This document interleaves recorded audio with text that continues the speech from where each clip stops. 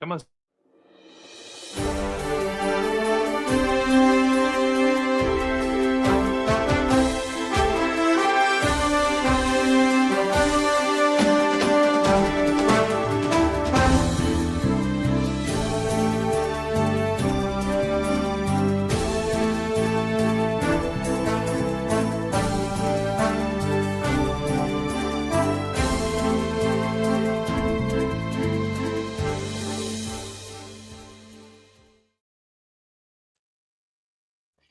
Good evening, everyone, and welcome to The Business List, your source for stories inside the party, across the country, and around the world.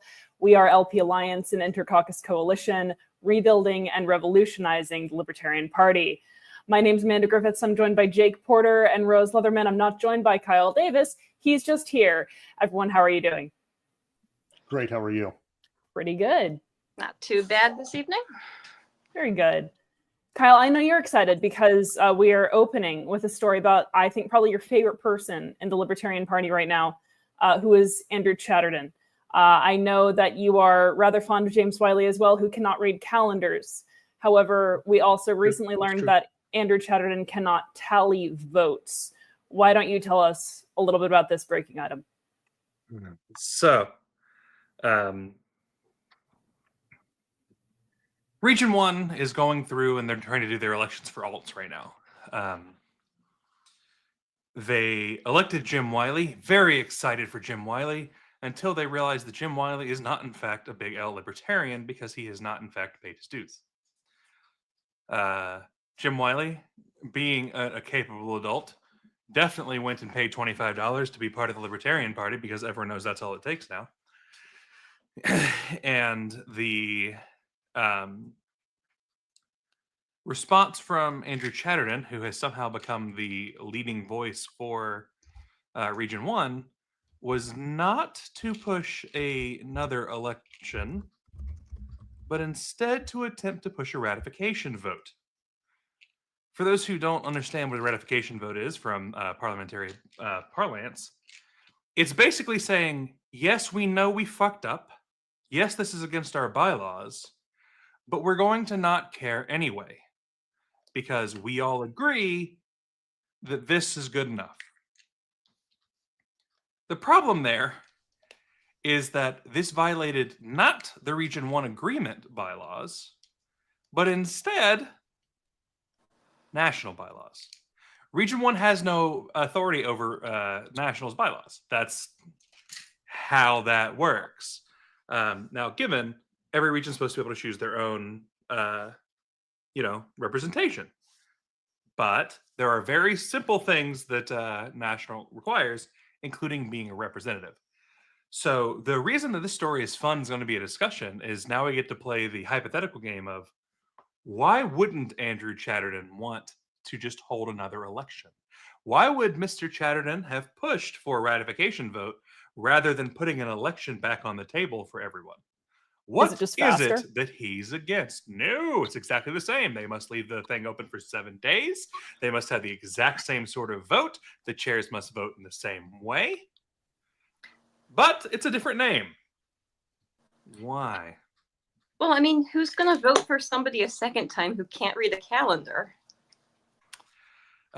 Especially after Mr. Wiley was caught being the person who released the message to the LPCO Twitter that was blatantly anti-Semitic. Oh, I forgot that was, that was only found out after the vote had taken place. Yes. Yeah, that might do it. I don't know, though. I mean, Region 1's pretty Mises heavy. I don't know if that really gets to them. Yeah, a lot of them were happy about it. I mean, there's still, okay. I'm sure there are still some people who are not fond of edgelording and for one reason or another have not left yet, but I don't know how many of those still exist. It's my personal guess is that they were getting flack back from people in the affiliates, in the state affiliates in Region 1, and that they were like, well, shit, we don't want to be seen as openly supporting someone who did these things. We'll go through a ratification vote so that we have a we just did what we already voted for. That's not our fault problem. Trying to absolve themselves of responsibility. And personally, I gotta say, if you're gonna be a racist cuck, you gotta own it. That's the only proper way to do this. If you're going to say that it's my free speech to be an asshole, go ahead and do it in the open, right? They're afraid Have of the being balls canceled, to be the Kyle. bastard you are. They're afraid of being canceled. That's what we heard from LPNH, which has They started blocking should be. people, which is just, I've noticed. Yeah, they got very block happy recently. they just turned into little snowflakes. It's Well, really How cute. are you going to effectively edgelord if you block people? Like, you kind of have to do one or the other. At least, They're like, if soft you're as going to be an baby edgelord, at shit. least own it. I say proudly as someone who's been blocked by LPNH for a year. I haven't checked, but I don't think I've ever directly interacted with them, so probably not. But I somehow got blocked by the Mises Caucus account, despite the fact that I only started using X like earlier this year. Mises And- Caucus was always very block happy, though. Mises Caucus was Mises Caucus for I little. never little interacted children. with it, so clearly, yeah, they just found and blocked me beforehand.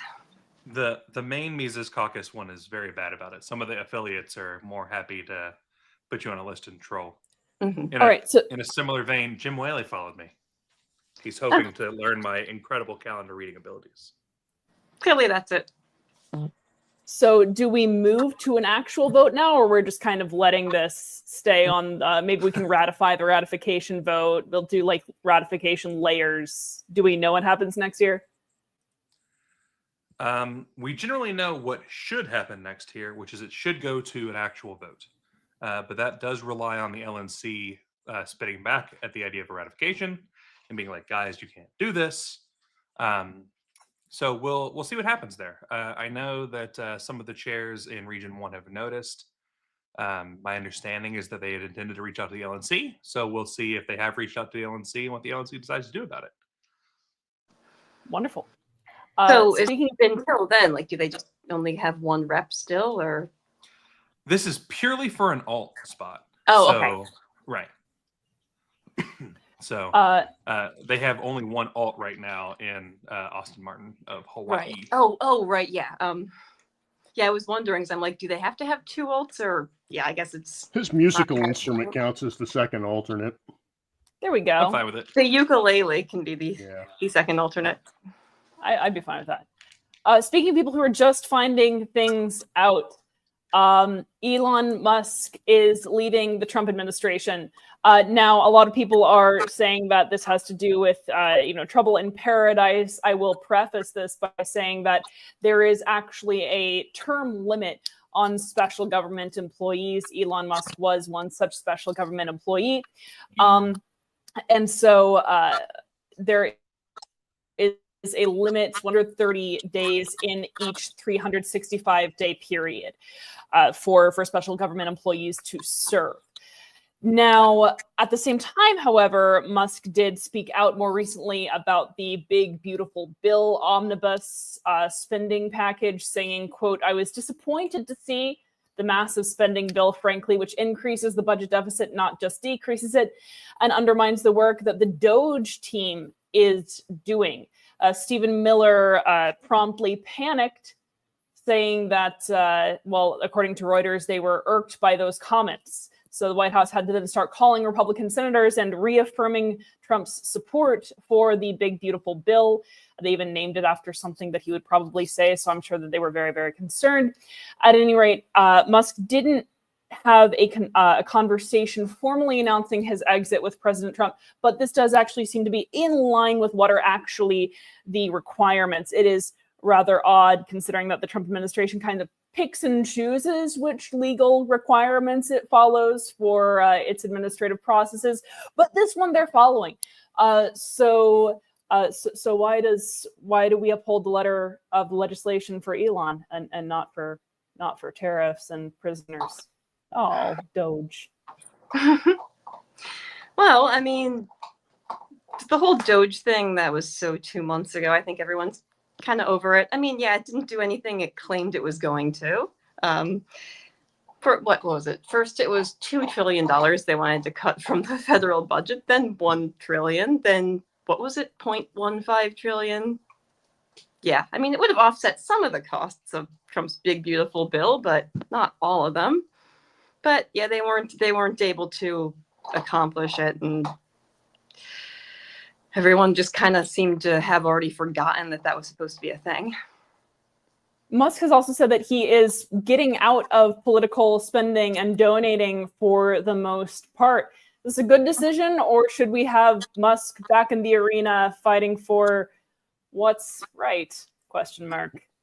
Well, does he want to throw more of his money away in Wisconsin and then completely lose it all? I mean, if he wants to do that, he's got the money to spend. He might as well.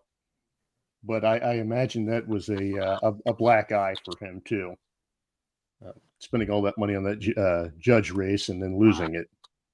Mm-hmm. Spent $250 million on this Trump election, only to find out that he got duped. Right, and access to like one of the biggest communications platforms. Yeah, millions of dollars and unfettered access to one of the biggest communications platforms. And yeah, what did he get out of the deal? Yeah, he probably got some regulations changed, but I mean, ultimately, when Tesla stock declined so much, and he may lose that company, how much does he really gain from it? We do know that it would appear that he got data on people who were looking to unionize inside of Tesla. So if he is attempting to union bust, he both has a president behind him who would do it, and the information to do it. Now that one is pure speculation, you know. It's the selective union busting. Like the big unions are fine. We'll deal with the big unions because Trump likes those. Those are the ones that play nicely with it. The smaller, more independent unions, those aren't good, and they need to go. Jake, what are you going to miss most about Elon Musk? I will not miss a damn thing about Elon Musk. So, Rose, I do kind of miss him going to the cabinet meetings and then, making everyone answer to him. That was kind of fun. I will miss that little kid of his though, going up there and wiping his snot on the desk. And I was going to say that, yes. Telling Trump that he's not the president and he needs to leave and to shush his mouth. I mean, we need more people to tell Donald Trump to shut his mouth. So if that kid is going to be president. I would appoint him president over Trump. Yeah. Yes. I'd like to nominate that kid for president for the Libertarian Party. Yes. Rose, what are you going to miss most about Elon Musk being in the Trump administration? Wrong answers only. Wrong answers only. Okay, well, I'm going to miss all the libertarians who were going on about how great it was going to be once Elon Musk had influence over the president. Because, hey, Elon Musk has retweeted Ron Paul a few times and made noises about wanting to end the Fed. So therefore, we know that Elon Musk has actual political power, and he's going to end the Fed and implement all these libertarian policies. Won't it be great? I take no enjoyment out of being able to say I told you so, because, look, I would have liked to be wrong, but I knew I was not wrong. Kyle, you used to drive a Tesla. Will this bring people back to not putting weird bumper stickers on their Teslas talking about how Elon Musk is Nazi? Or will they continue to do that and then key other people's Teslas? Did you stop driving a Tesla because you were afraid of it getting keyed? I want answers. I stopped driving a Tesla because a tire exploded on me and my Tesla saved my life.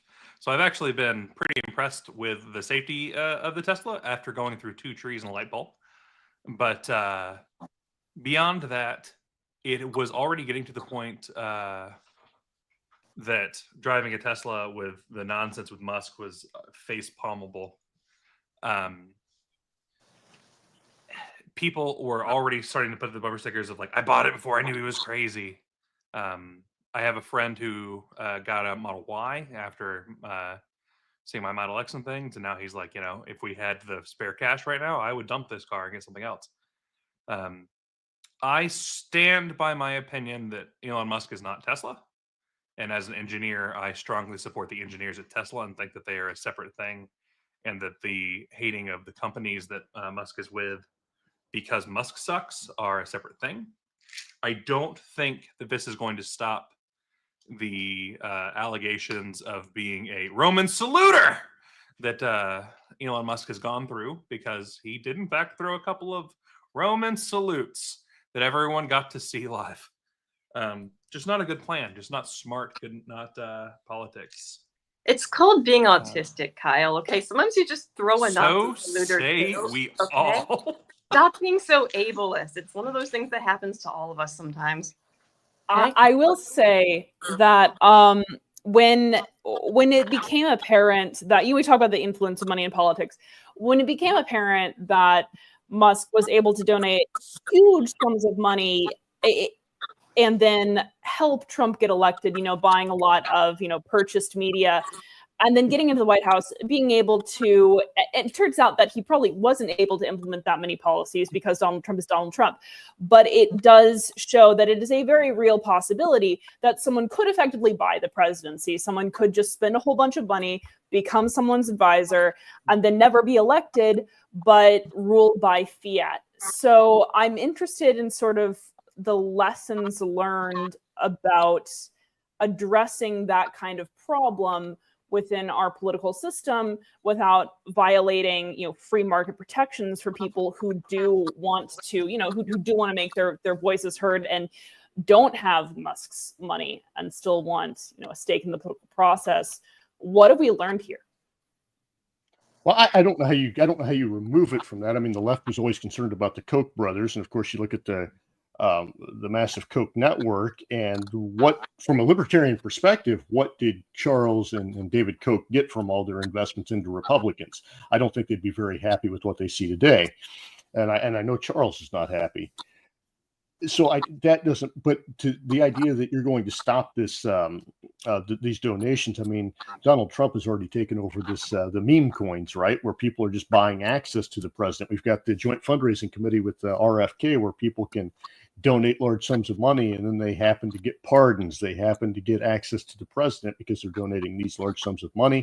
That's existed in politics throughout the entire nation's history, and it's going to continue to exist.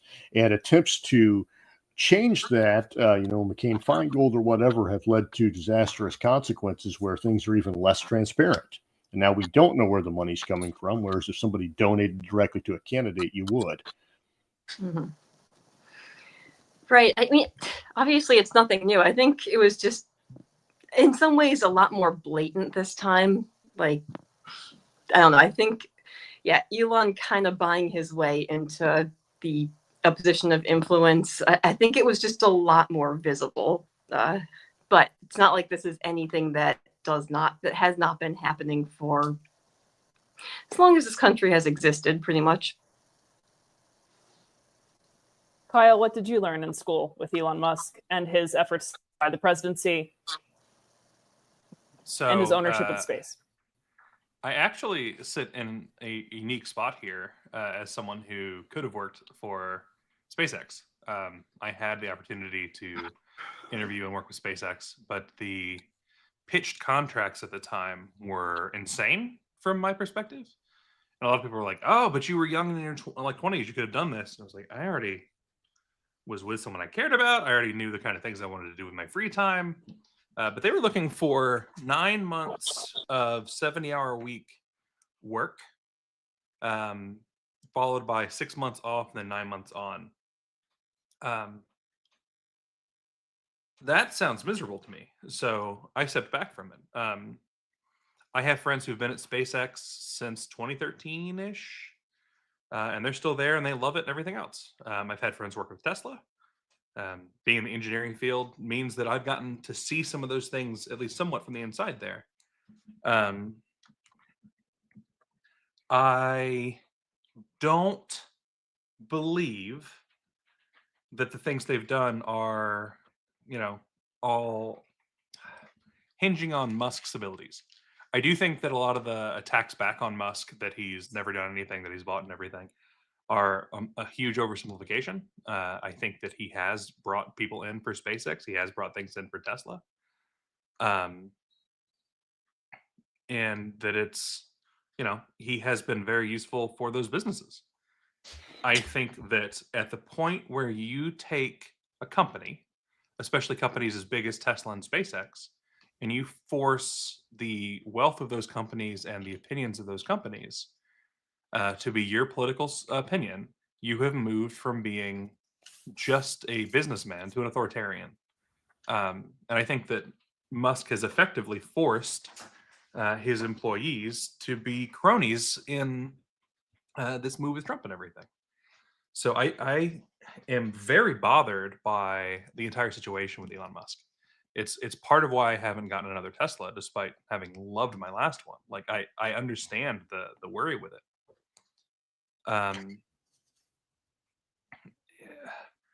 I don't know exactly what I'll do there, honestly. I could go get another Tesla. I loved my last one. If I got another one, it would be obnoxious for Amanda, and that'd be great. But It would be very obnoxious for me. it's true. How about you get a Cybertruck? We can all laugh at you. There's I've very considered it. little you do, Kyle, that isn't obnoxious for me on some level. And there's very little that Donald Trump does that isn't obnoxious on some level for the Court of International Trade. So on Wednesday, that is yesterday, the Court of International Trade, this comes from Wall Street Journal, blocked Trump's use of the International Emergency Economic Powers Act of 1977, or EPA. And I didn't rehearse that, so I apologize. I'm going on. Under this act, Trump used it to invoke many of his international tariffs. So the duties on Canada and Mexico and China, and virtually every other U.S. trading partner. The court blocked the precedent under which Donald Trump was, or rather the court denied the precedent under which Trump was claiming that these tariffs were valid. Now Trump does plan to appeal that decision. If that ruling is upheld, however, Trump is going to need to find another justification for those tariffs. So there's no real guarantee that this is actually going to stop the Trump administration from the tariffs. There are plenty of justifications for anything that you want to do if you're an executive, because that's called the imperial presidency. But it is funny that it's effectively, once again, the idea of emergency powers is what got us here. The idea that you can declare some kind of emergency and then use that to impose tariffs and impose taxes on every single American. This placed 10% levies on every single nation.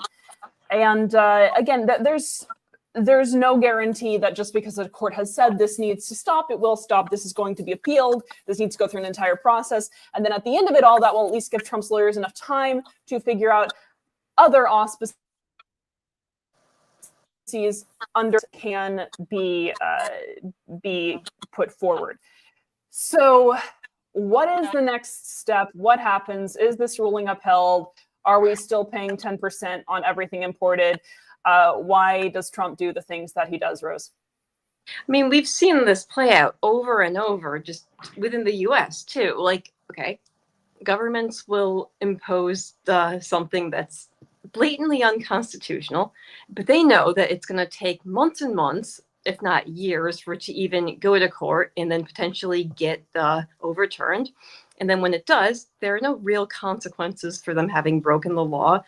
And then they'll just do the same thing again, using a slightly different justification, knowing that it's going to, once again, take potentially months to years to make its way back to the court system.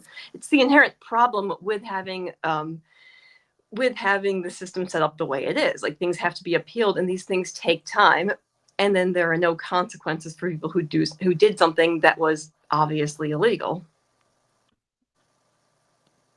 So yeah, I mean, this is nothing new. Well, what is new apparently is that that Trump's lawyers have claimed that as long as the president says that he is confronting an unusual and extraordinary threat, then we saw any tariffs can be set for any length of time. However, and this is, the court says that, quote, that's a position that no court has ever embraced. And until this year, power no president has ever asserted. Is that untrue? Like The threat of cheap goods? Right, the threat of being in such a trade deficit with China. China. You can't have China owning our country. Can't be in debt to them. Well, that's actually the national debt that he's confusing the two things. The national debt, that's where they actually own the treasury bills, which at some point Donald Trump may decide we're just not going to pay because that's how he does things. But the trade deficit doesn't matter. You know, I have a trade deficit with the barber, with the grocer. You have all kinds of trade deficits. Yeah, that's laughable. Yeah, it's a thing that it seems common sense, but when you get into the economics of it, it's not. But it You spend sounds money scary, to though. buy something because it makes economic sense or it makes sense for you to have. But It yeah, sounds scary saying we have a trade deficit with China. Yeah, but you know, I thought one of the funniest things was Stephen Miller was talking about the judicial tyranny in this. So the judges ruled a tax being that it was unconstitutional, right? They ruled against the tax, and he thinks that's tyranny, that we don't have to pay the taxes. Well, yeah, Odd people world we're in living power in. hate having checks on their power. Well, and that is the funny thing that I am old enough to remember several occasions under which people have declared that there have been emergencies and threats, and therefore they can do whatever they like. So I'm willing to believe that in this particular context, the trade court has never heard this before, but it is pervasive. At every single level of authority, this is an emergency, and therefore we must assert this incredible overreach of power. Kyle, what is going to happen with these tariffs, and why won't they affect your Tesla purchasing capacity? Because it's the most American-made car in the country, Amanda. Where does that lithium come from? Actually, Tesla's got a thing going now where they're starting to work on getting lithium from the soil in Nevada that pulls lithium straight from the ground. But that is outside of your actual question. Currently, it's coming mostly from South America and from Australia, but a lot of the heavy metals come from China. Why do I know exactly the... They don't need to. Why do I... Oh, God, you've gotten Amanda started. Why, Rose? Why? But... I mean, you have to pay Americans a halfway decent wage and abide by basic worker protections, so... That's probably why. I don't see anything wrong with insisting that our trading partners do that, but apparently that makes me a communist, doesn't it, Joe? Anyway, go on. I think, generally speaking, that when a president declares an emergency where there isn't one, declares that they're going to consider suspending habeas corpus, declare that they are considering declaring martial law, there's only one proper thing to do. And the Democratic Party of South Korea has already gone through this in the last year. In December of 2024, you impeach that motherfucker.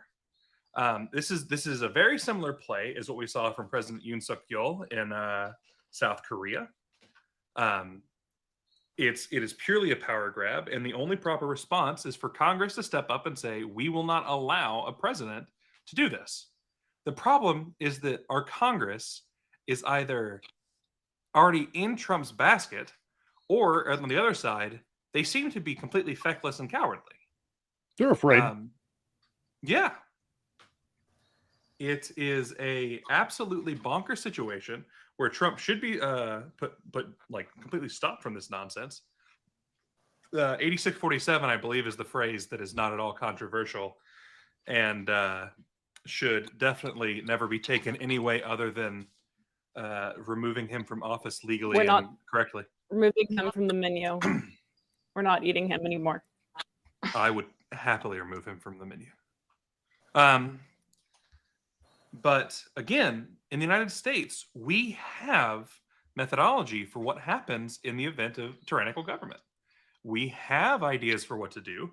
It's right there outlined in our Constitution. The government doesn't get to play the game of, well, we can just do tyrannical things for the next 4 years and you can't do shit about it. Yes, we can.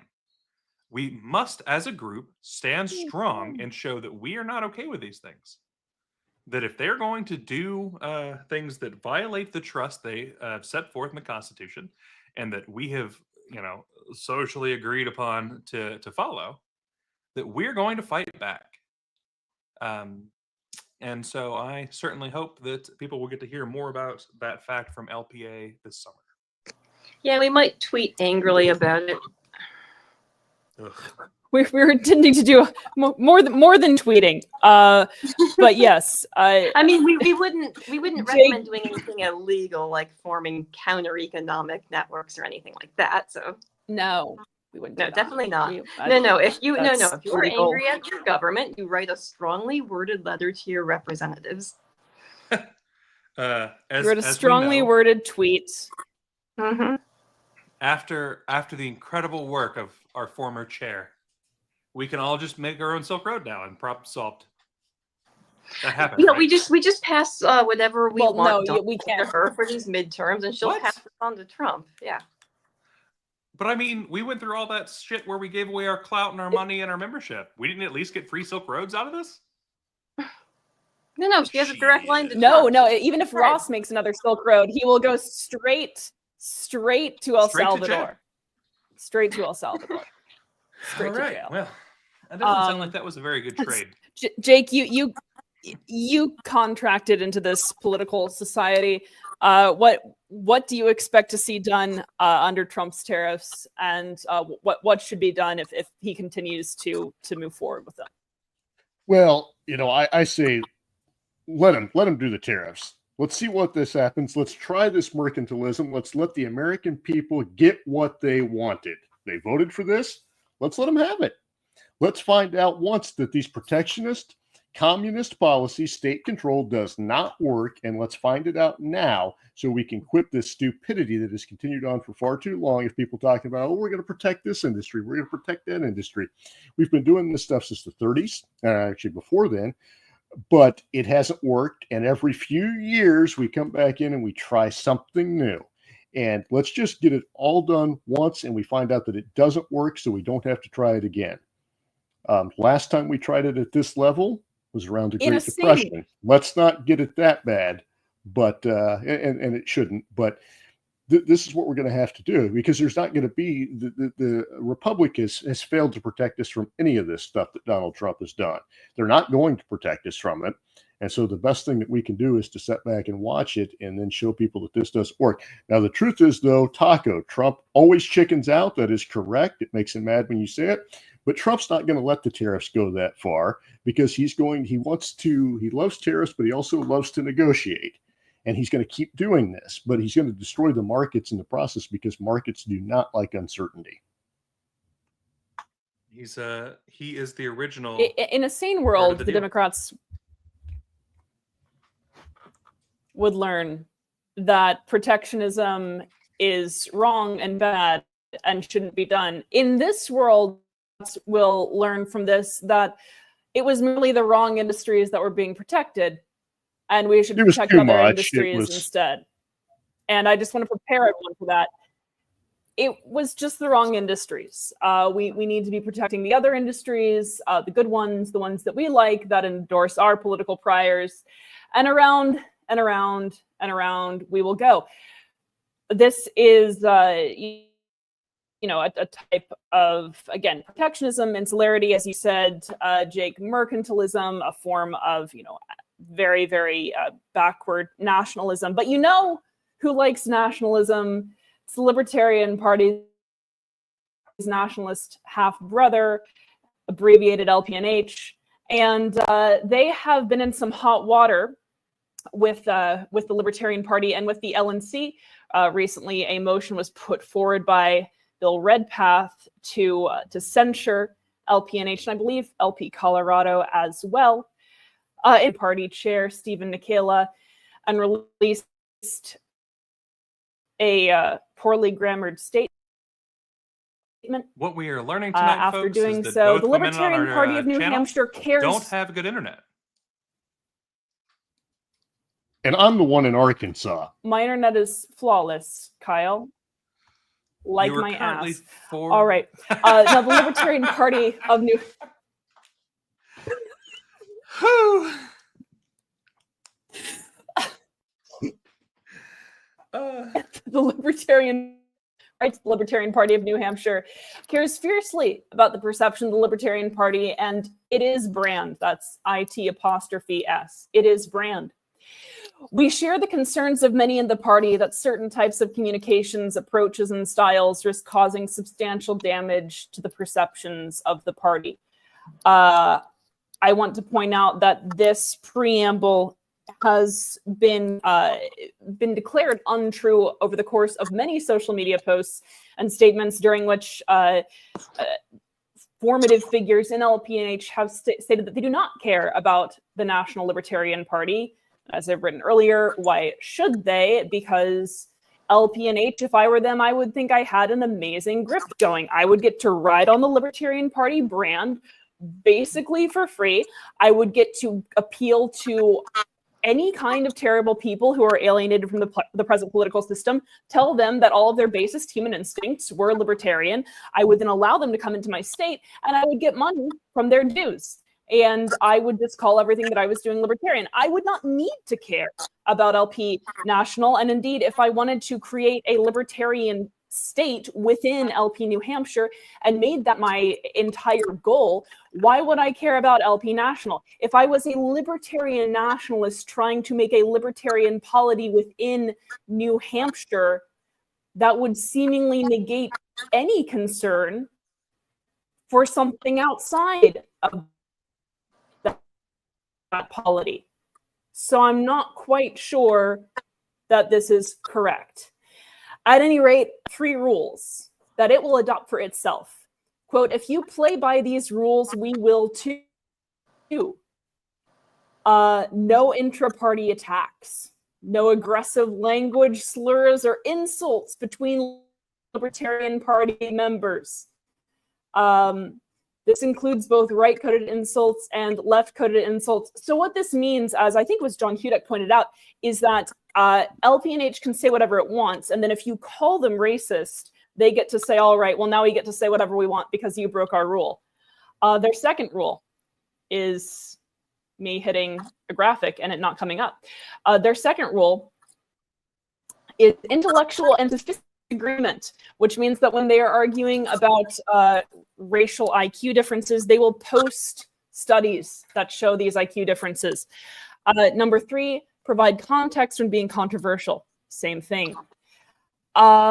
We welcome and will continue to have dialogue with Chair Nikayla or other members of the LNC who wish to be part of these discussions. And that is from Ben Weir, the chair of the Libertarian Party of New Hampshire. Kyle, are you buying this? In the same way that I intend to buy the Brooklyn Bridge. I honestly, I think that Ben Weir does act in good faith for the most part. I think that he having conversations with Stephen Nikayla is a good thing. I even believe that Ben probably believes that he's trying to fix this thing. Within 18 hours of that letter being posted to the official LPNH account, meaning that we know they saw it,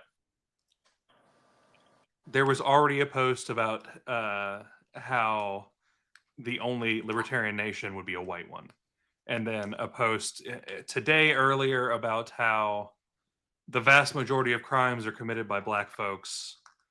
But don't think that it's anti-black because 5/6 of black people don't commit the crimes. It's just that 1/6 that's the problem. It's the same shit.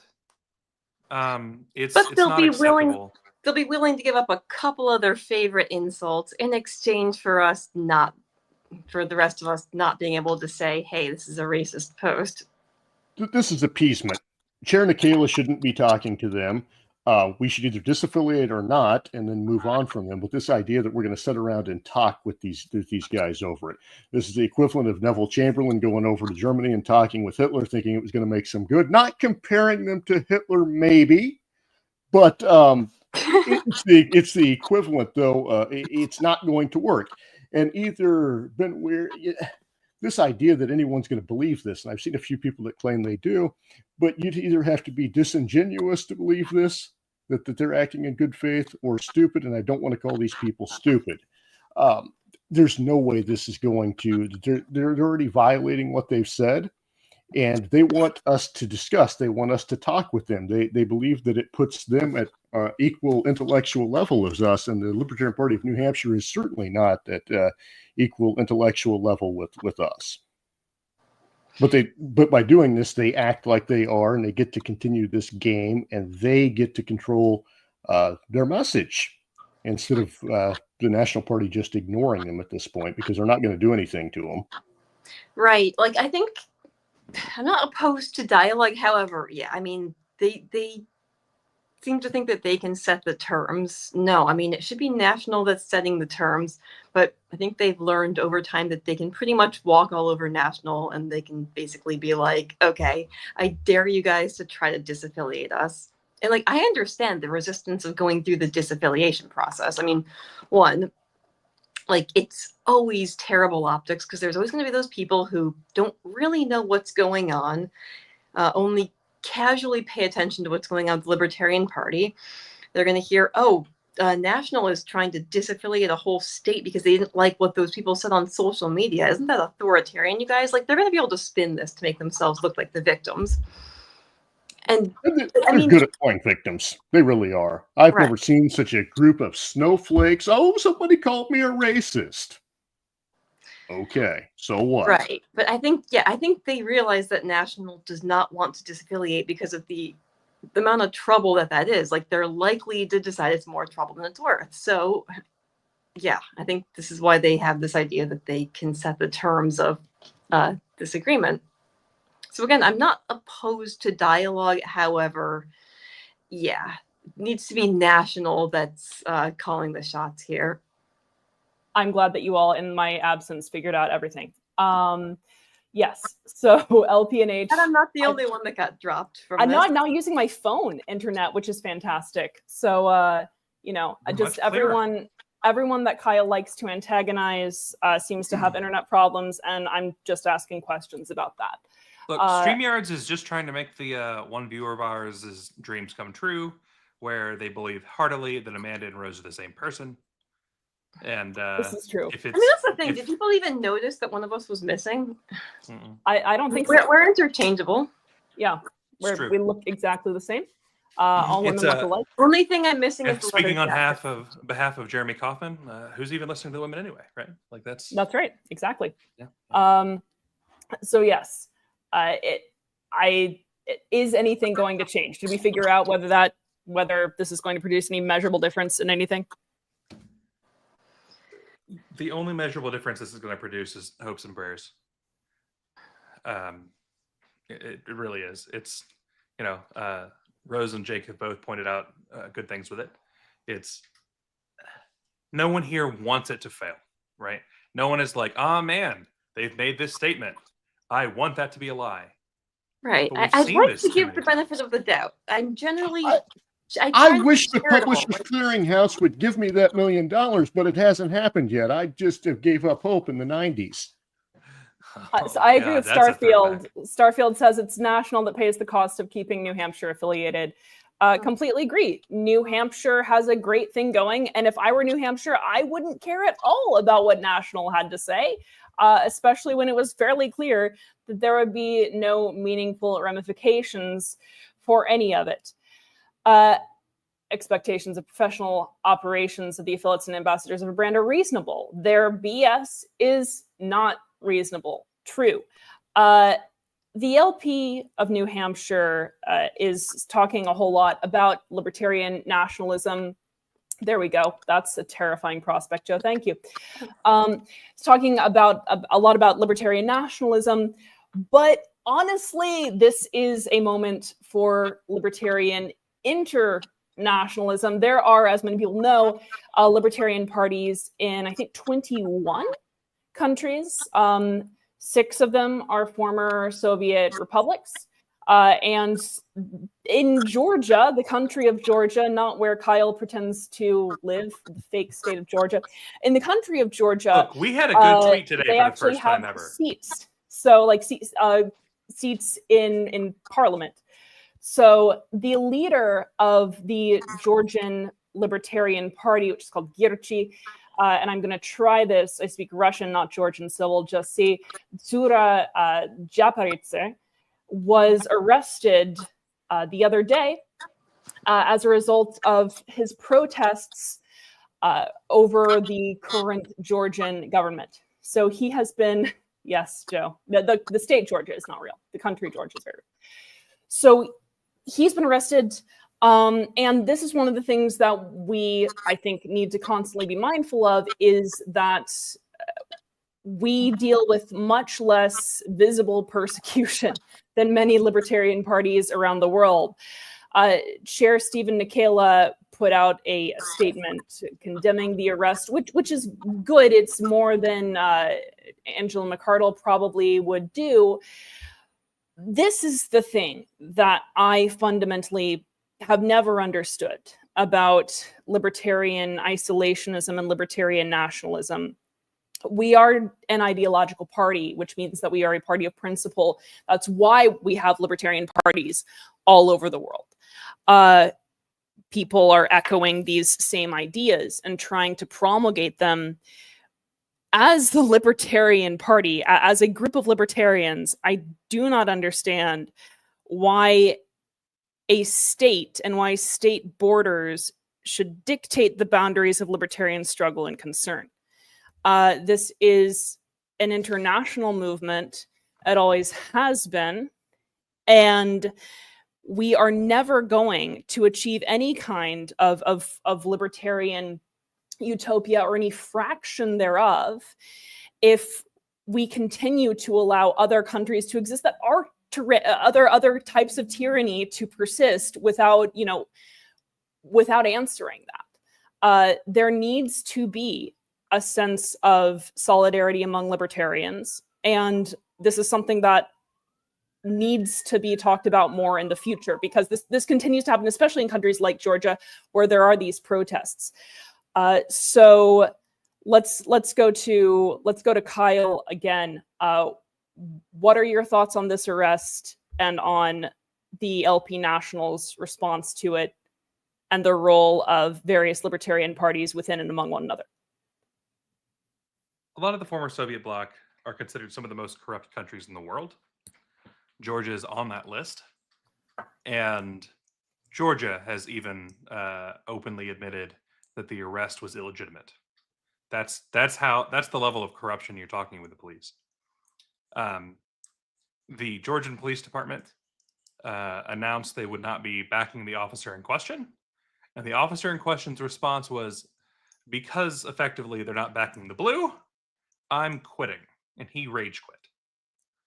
At the point where the response to an officer being held responsible for their actions is for the officer to leave effectively with fewer consequences, they're in trouble, right? So this Libertarian Party of Georgia is something that I think we should all back. I think that we should be strongly with them. I agree with Joe in qualified immunity. This is effectively the same qualified immunity problem that we're having in the United States right now.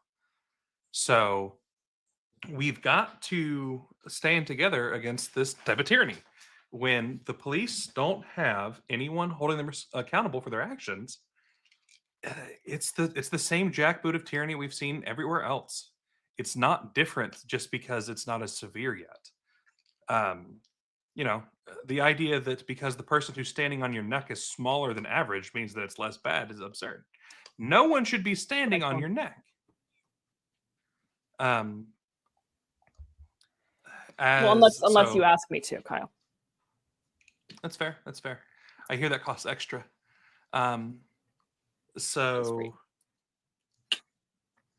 We've so Amanda and I have actually talked about this one a fair amount this week, and Amanda has been like, it's a Russian bloc country, or a Soviet bloc country, so I care about it. That's not quite what I said. And they've got some fantastic ideas. they've got things that I think that we should appropriate and pull into the U.S. Libertarian Party. Their party is badass and more successful than ours. They really do have some cool ideas in terms of member voting and in terms of various token systems for enfranchisement. They've got cool stuff going on. This is a legit political party that has things to teach us. We need to learn from their lessons here and see that the party can have intra-party fighting, but externally we've got to be pushing together and winning battles as this big team. There's got to be solidarity with everybody.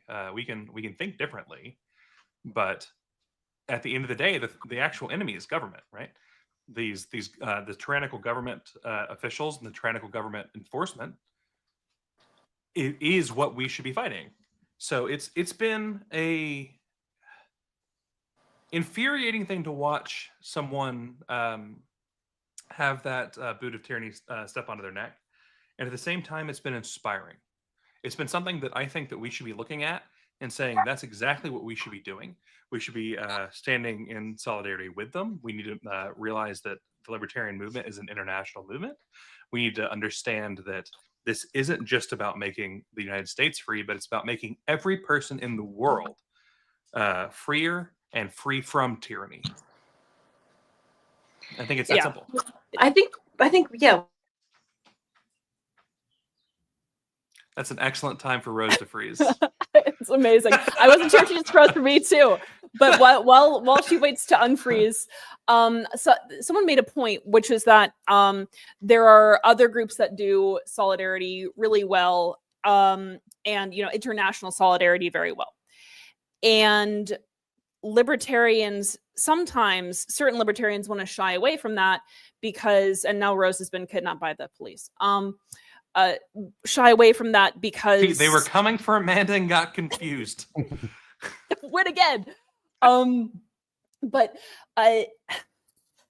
they shy away from this because there is this connotation. Oh, these are ideas perpetuated by people that we don't agree with, or people who do things that we don't like. The reason that certain groups are successful is because they do certain things like stand together, and then they make you think that they own a monopoly on those methods. They don't. And as long as they convince us that they do, and if we do solidarity, then we're somehow the bad guys because they own solidarity, then they continue to win. And this happens on the left and this happens on the right. This happens with progressives. This happens with conservatives. There are methods that people use that make them successful. We should be using those methods. And it is the easiest conclusion in the world to say we are libertarians. We reject the cult of the state. We're not going to let the cult of the state tell us who we can and can't care about, who is and isn't part of our cause, who is and isn't part of our movement.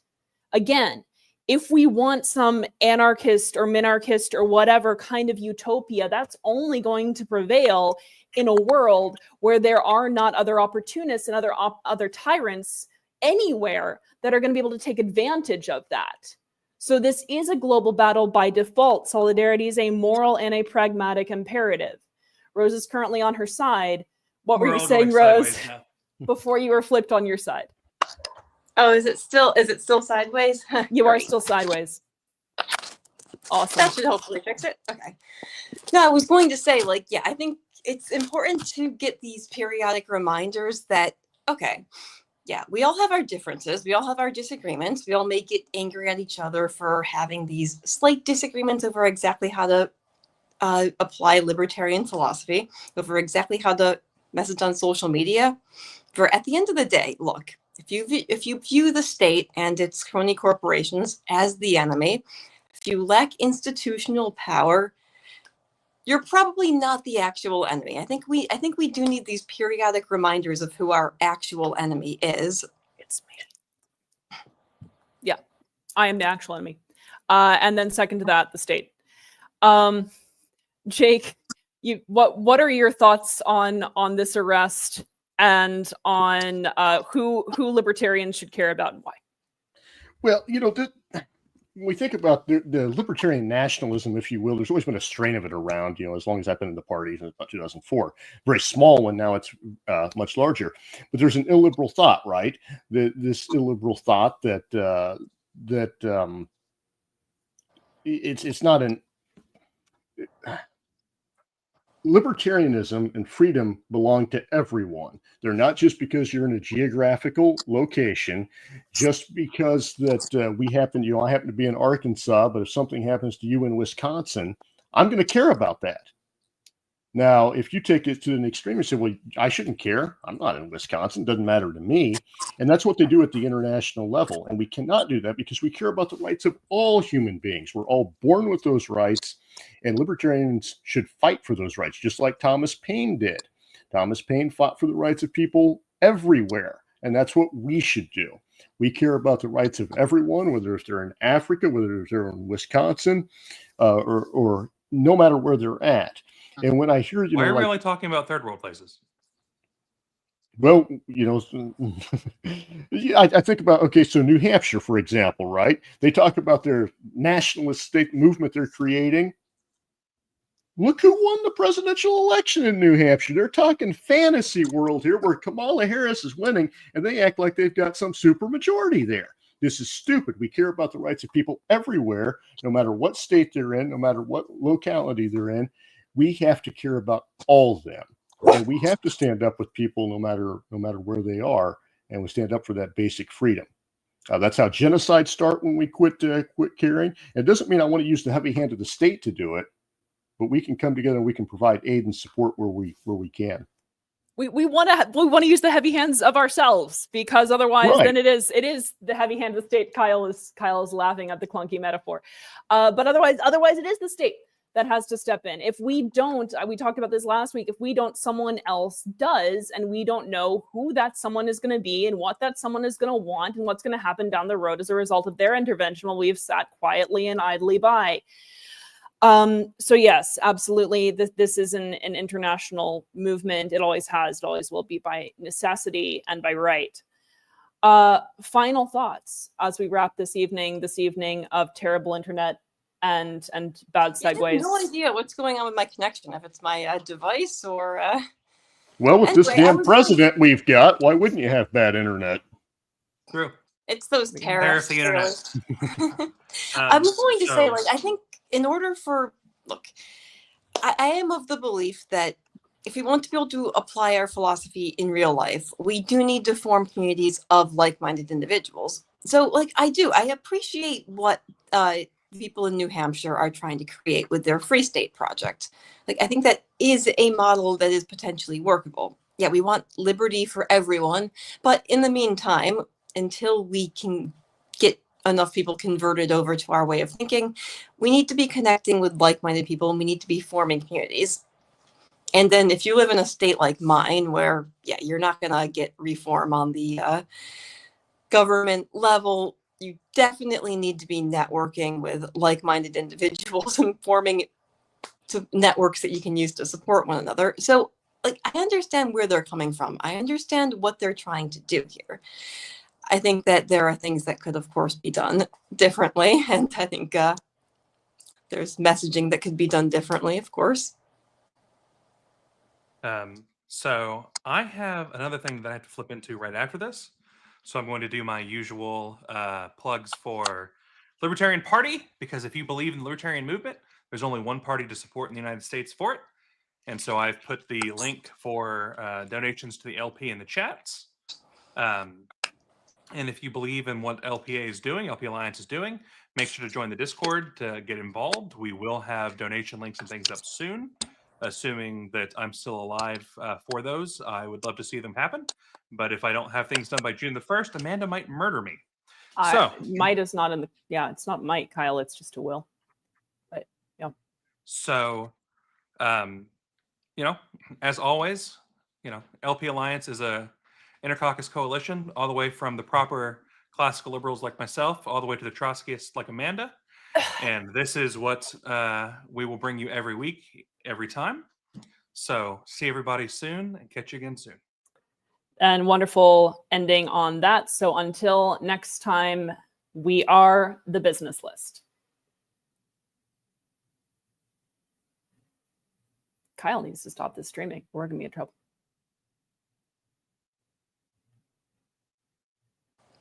Did you leave it running?